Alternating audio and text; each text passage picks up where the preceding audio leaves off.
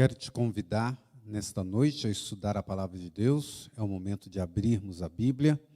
Eu estou munido aqui da minha Bíblia, mas também deste livro que eu recomendo a você. É o livro do Espírito de Profecia, chamado Parábolas de Jesus.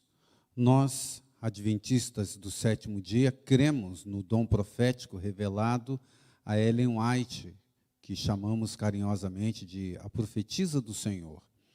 E, baseado nesse texto, nós vamos estudar uma parábola e tirar e ver os conselhos que Ellen White nos traz e também tirar uma aplicação para mim e para a tua vida no tempo em que nós estamos vivendo. Dentre as muitas parábolas que Jesus contou, existe uma que está no livro de Mateus, no capítulo 21. Eu quero que você busque aí na sua Bíblia. Hoje nós não teremos o auxílio do PowerPoint, vai ter que buscar aí no seu celular, ou quem sabe a Bíblia em papel mesmo, né, que você tem na sua casa, folheie e ache, por favor, Mateus capítulo 21, a partir do verso 23, mais especificamente o verso 28 e seguintes.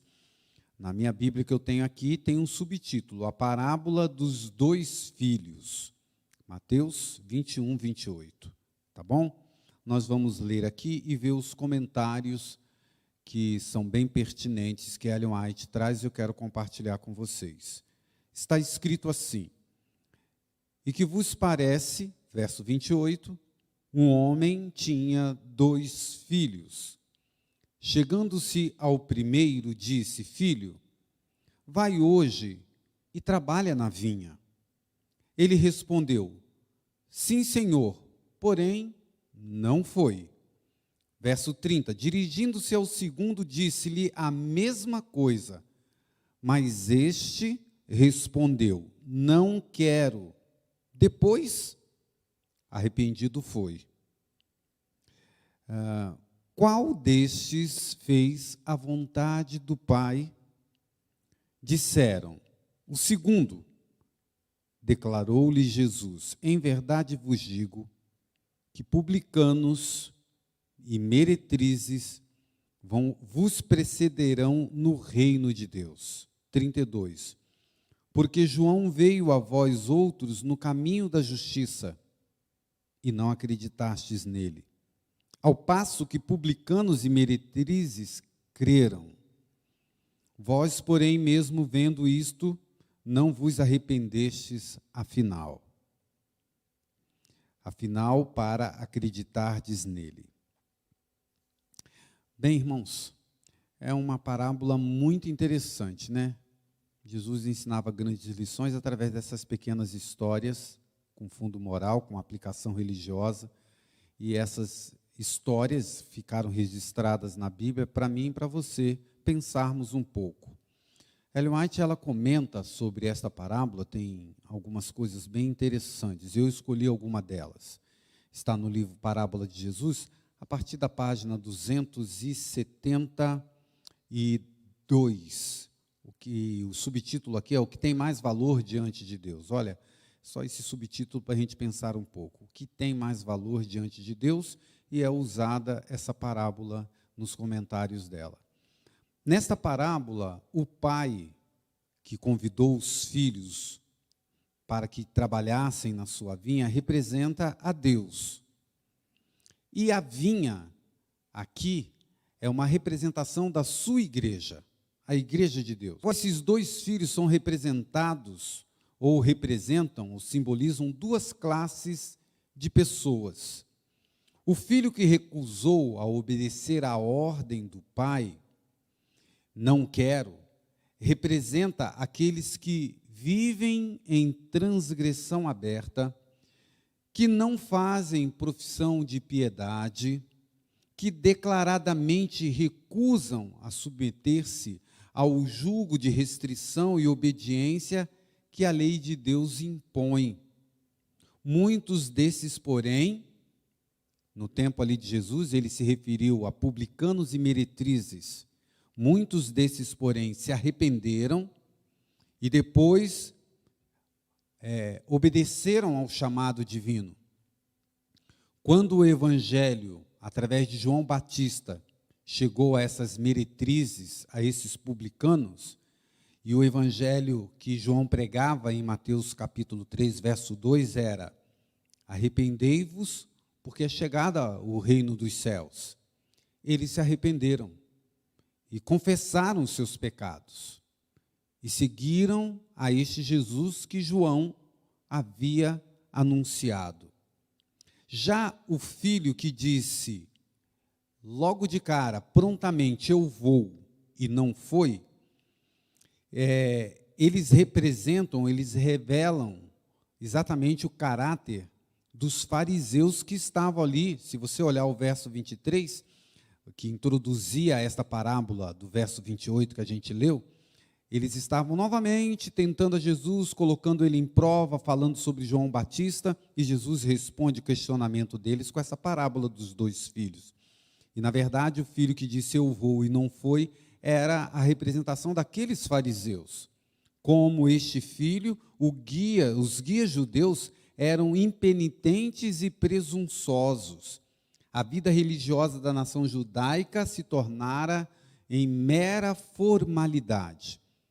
Então, dois grupos Jesus representou nessa parábola: os que eram impenitentes, pecadores, longe de Deus, não conheciam a luz. Quando a luz chegou, se arrependeram e aceitaram. Aqueles que se diziam conhecedores da palavra de Deus, o próprio evangelho estava diante deles e eles ali tentando com que Jesus caísse em alguma contradição. Por isso que Jesus contou essa parábola.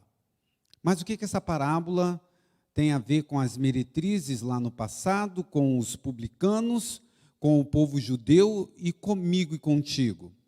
Muito bem, aqui tem um comentário que vai bem ao encontro da nossa, da minha e da sua realidade.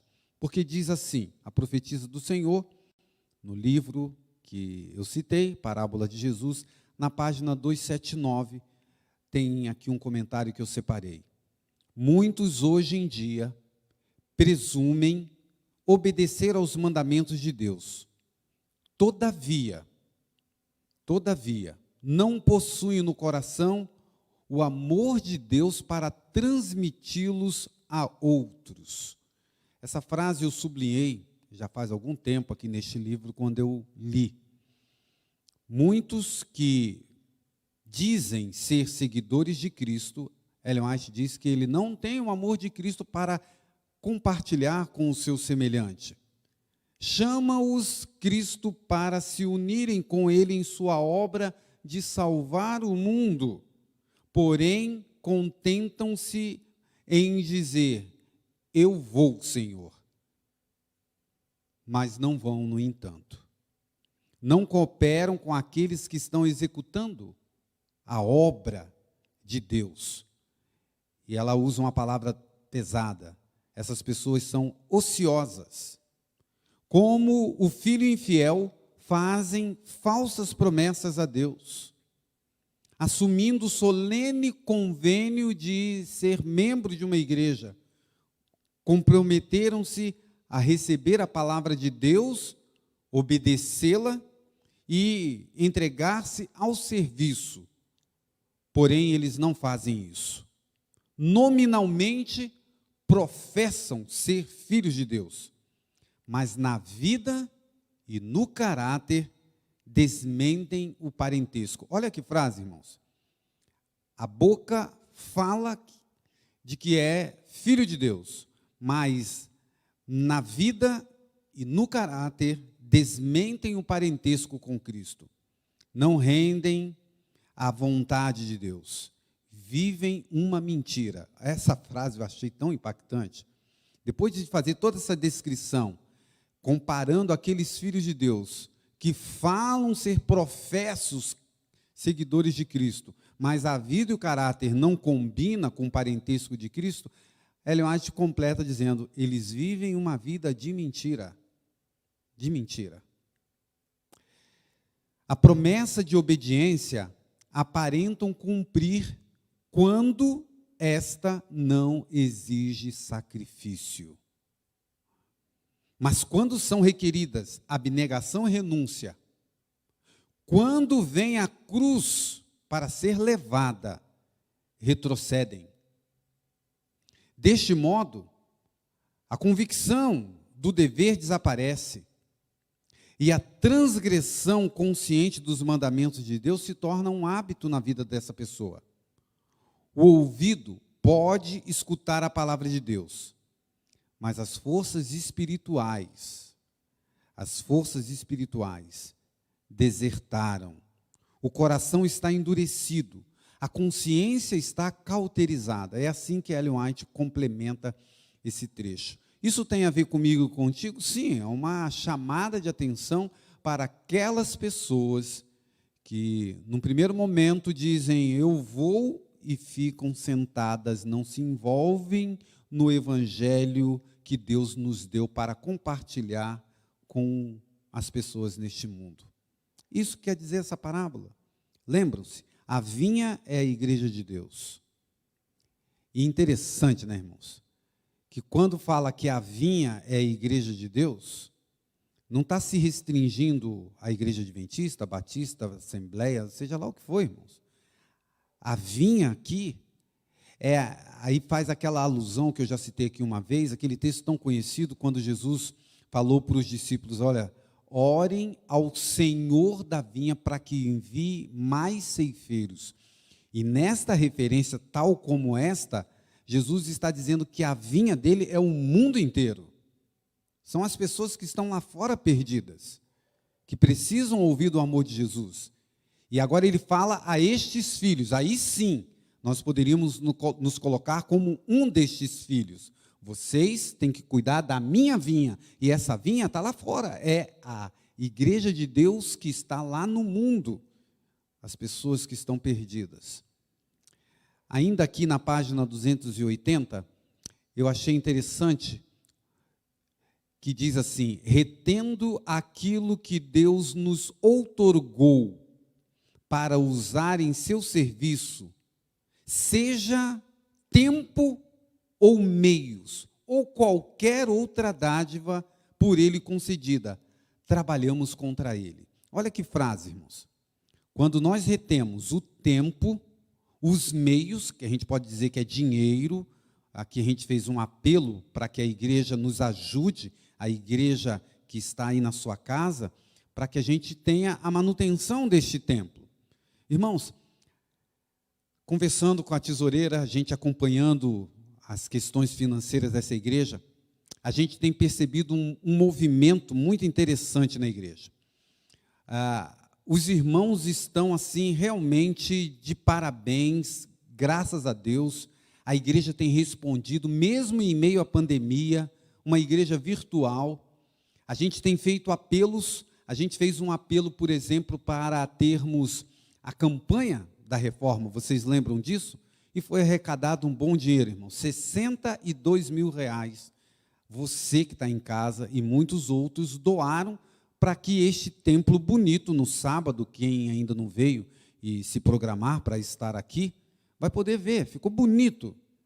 Louvado seja Deus por isso.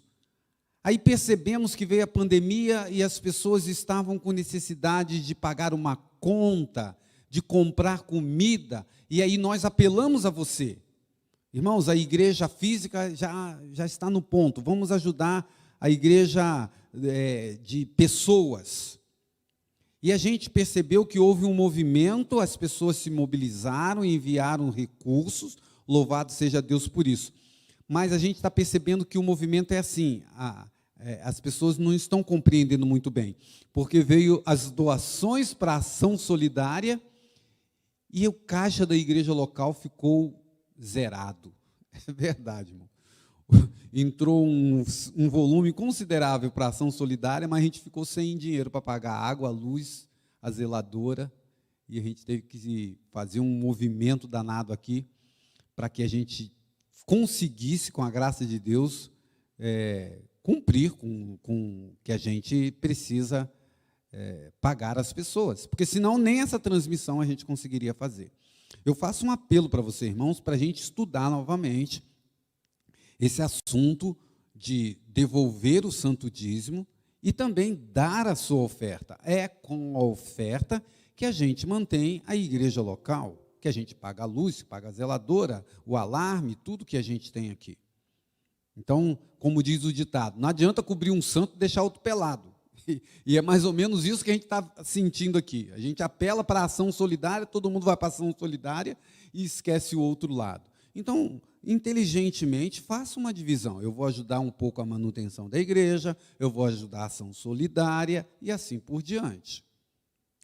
Bom, aqui esse texto não fala só de recursos financeiros. Vou ler de novo, irmãos. Retendo aquilo que Deus nos deu, nos outorgou, para usar em seu serviço, seja tempo, meios ou qualquer outra dádiva por ele concedida, nós trabalhamos contra ele, retendo.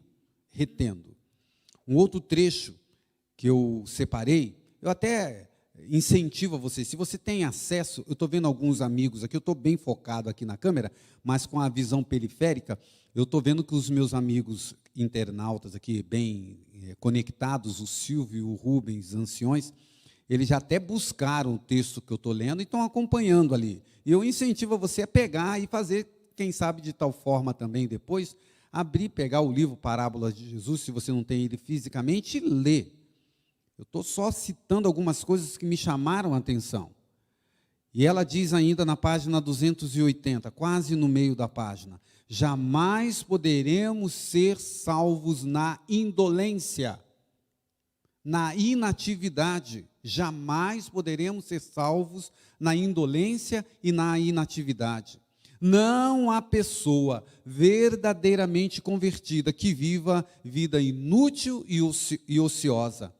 Não nos é possível deslizar para dentro do céu. Ellen White tem umas frases que são bem interessantes, né? Não nos é possível deslizar para dentro do céu. Ela diz, se não nos esforçarmos para conseguir entrada no reino, se não procurarmos sinceramente aprender o que constitui as suas leis, não estaremos aptos para participar do céu, para dele participar. Quem recusa cooperar com Deus na terra, não cooperaria com ele no céu. Não seria seguro levá-los para o céu. Que frase, né, irmãos? Quem não coopera com Deus na terra, não cooperaria com ele no céu, e então, a conclusão, não é seguro levar essa pessoa para o céu. Porque no céu a gente vai ter que cooperar com Deus. Tanta coisa que está intrínseca nessa frase, né? A gente sabe que no céu a gente não vai ficar pendurado numa rede pela eternidade. Haverá trabalho no céu. E o céu a gente sabe que é essa terra renovada, né? Então haverá trabalho, haverá busca pelo conhecimento. Não é lugar de ociosos no céu. E o pensamento da profetisa do Senhor é que a gente tem que se exercitar aqui para se exercitar lá. Uma outra coisa que eu percebi, agora eu vou voltar e a gente está quase finalizando essa reflexão nesta noite. No início do capítulo, página 272, algo me chamou a atenção e eu quero finalizar essa parábola de Mateus capítulo 21, verso 23, citando aqui exatamente como está escrito. Diz assim, Ellen White faz uma citação do texto novamente. Um homem tinha 2 filhos, e dirigindo-se ao primeiro, esse é o texto lá bíblico de Mateus, dirigindo-se ao primeiro, disse, filho, vai trabalhar hoje na minha vinha. Ele, porém, respondendo, disse, eu não quero. Mas depois, arrependendo-se, foi. E dirigindo-se ao segundo, falou-lhe de igual modo. E respondendo, ele disse, eu vou, Senhor. Mas não foi. Qual dos 2 fez a vontade do Pai? Responderam eles, o primeiro. Comentário de Ellen White. No Sermão da Montanha, Jesus disse, nem todo o que me diz, Senhor, Senhor, entrará no reino dos céus, mas aquele que faz a vontade do meu Pai que está nos céus. Mateus 7, 21. A prova de sinceridade não está nas palavras, mas nos atos. Eu gostei demais dessa frase. Ela é poderosa. A prova de sinceridade não está nas palavras, mas nos atos.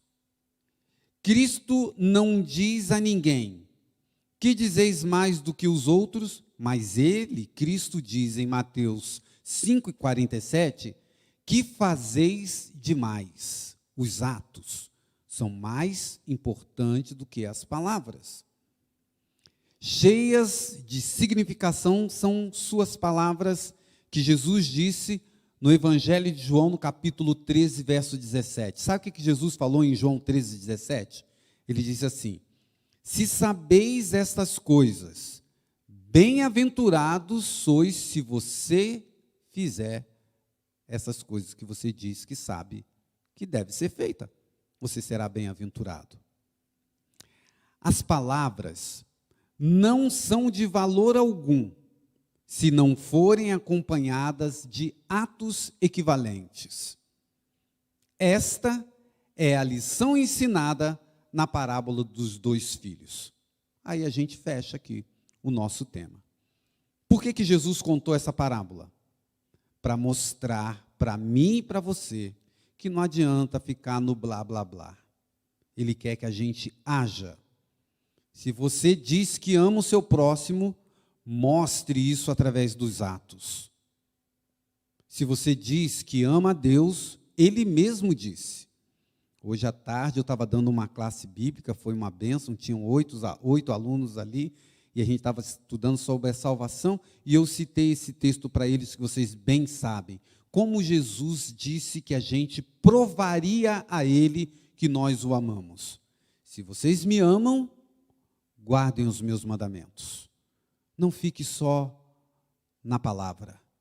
Está na hora da gente combinar aquilo que a gente fala com aquilo que a gente faz. Que o Senhor tenha misericórdia de mim e de você, e com este ensinamento a gente tenha um despertamento para harmonizar aquilo que a gente professa com aquilo que a gente deve fazer, se a gente ainda não está fazendo. Deus é bom, Deus é misericordioso, Ele nos perdoa e vai nos ajudar a fazer esse tipo de realização na nossa vida, só pelo poder de Deus. Muito obrigado, porque você nos acompanhou.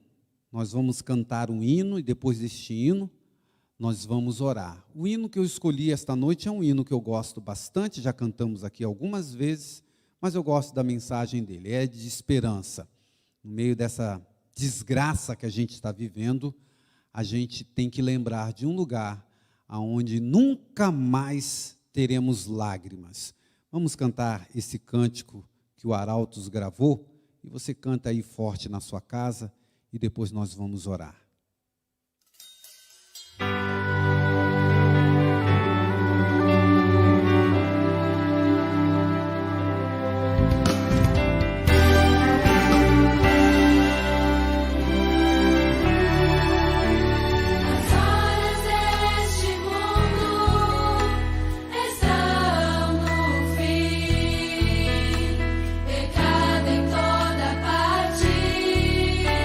Não pode ficar.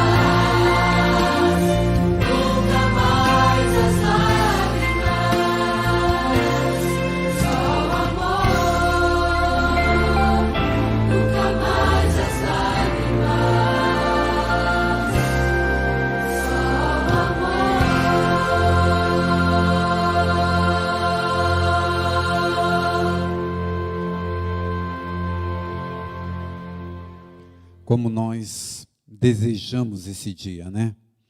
Eu gosto de um texto de Jó 19, 25, que ele diz assim: com os meus próprios olhos verei o Salvador. E tem uma versão que ele diz assim: como eu desejo que esse dia chegue logo. Esse é o nosso desejo. Vamos orar. Querido Pai, louvado seja o teu nome, porque o Senhor nos deixou a tua palavra, que serve como um guia para a gente caminhar a nossa vida cristã, para sermos transformados. E essas orientações que relembramos, que saiu da boca do próprio Cristo, nesta pequena parábola, nos alertando, nos chamando novamente a atenção, para que a gente não viva uma vida de hipocrisia, mas aquilo que a gente falar, do amor que a gente professar, o nome de cristão que a gente leva, que isso se coadune, que isso combine, que isso se harmonize com os nossos atos, com o nosso caráter.